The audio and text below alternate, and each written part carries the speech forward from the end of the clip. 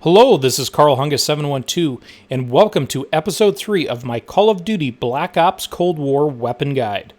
In today's episode, we're covering the Steyr AUG Tactical Rifle. The Army Universal Gewehr, AUG, or AUG, is an Austrian bullpup assault rifle, firing the NATO standard 5.56 by 45mm cartridge.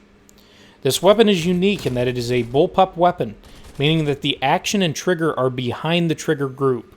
This setup reduces overall length and weight without sacrificing barrel length and velocity. Unlocked at level 28, the AUG provides the user with unmatched power and range. To compare this weapon to similar weapons from past Call of Duty games, specifically within the Black Ops series, the AUG has a similar feel to the SWAT 5.56 from Black Ops 2, but a more lethal option. For damage, the AUG has a base damage of 54, meaning the weapon will kill in 3 to 4 shots out to an impressive range. The base damage range is 30 meters, and the base fire rate for the AUG is a solid 857 rounds per minute. The base bullet velocity for the AUG is a staggering 775 meters per second. This is the highest base bullet velocity in Black Ops Cold War. Sprint to fire time is average for the class at 425 milliseconds. Aim down sight speed is also average for the class at 350 milliseconds. The time to kill value for this weapon is the second highest in the game, behind the M16 at 154 milliseconds, whereas the M16 has a time to kill value of 132 milliseconds, values that most users will not be able to distinguish between in practical use. For attachments for the optic, I recommend using the base optic that is provided to you in-game. This optic acts as an AUG scope and provides the user with a free optical attachment, providing improved visuals on targets. For the muzzle, I chose the FlashGuard 5.56. This provides 90% muzzle flash concealment, making it difficult for enemies to determine your exact location on the minimap, allowing you to go on these longer score streaks, or longer streaks. For the barrel, I chose the 19.8 Task Force barrel. This provides a 19% increase in damage, a 50% increase in effective damage range, and a 50% increase in bullet velocity. This barrel maximizes the AUG's potential power over these long lines of sight. For the body, I chose the SOF Target Designator. This attachment provides the user with a 60% increase in reveal distance while ADS'd. This will provide the user with increased clarity while targeting hard-to-spot enemies in the distance, especially on maps like Cartel. For the underbarrel, I chose the Field Agent Foregrip. This grip provides a 10% increase in vertical recoil control and a 40% increase in horizontal recoil control, maximizing the accuracy of this precision weapon over range. For the stock, I chose the SAS Combat Stock.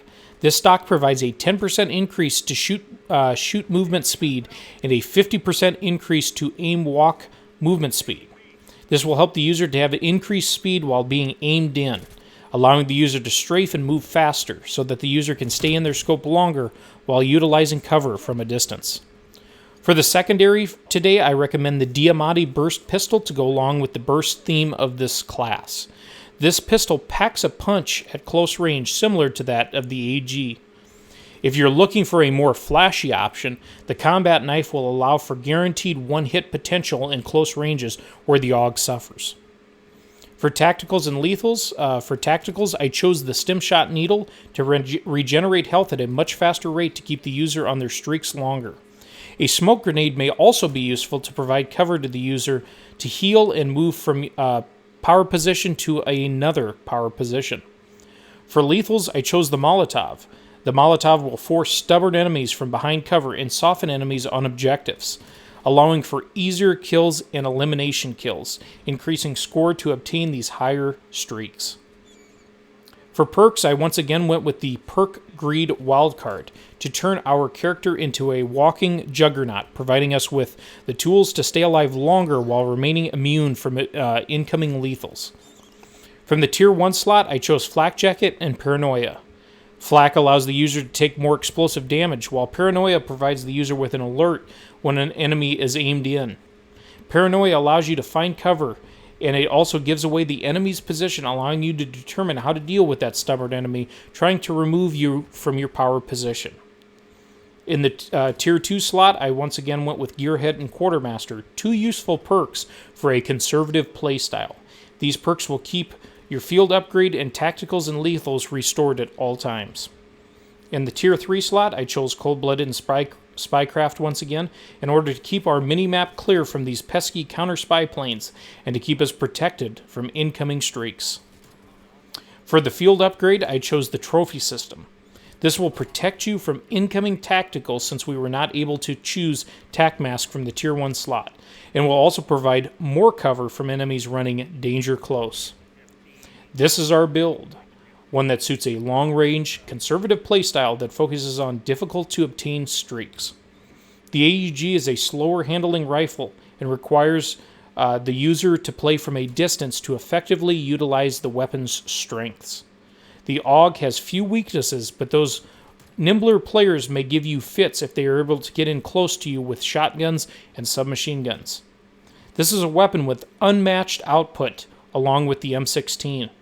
These weapons will likely catch a nerf, but make sure you enjoy them while you still can. For those looking for a long-range rifle that packs a punch, choose this Austrian powerhouse and burst them from existence. Thank you very much for watching, and until next time, farewell.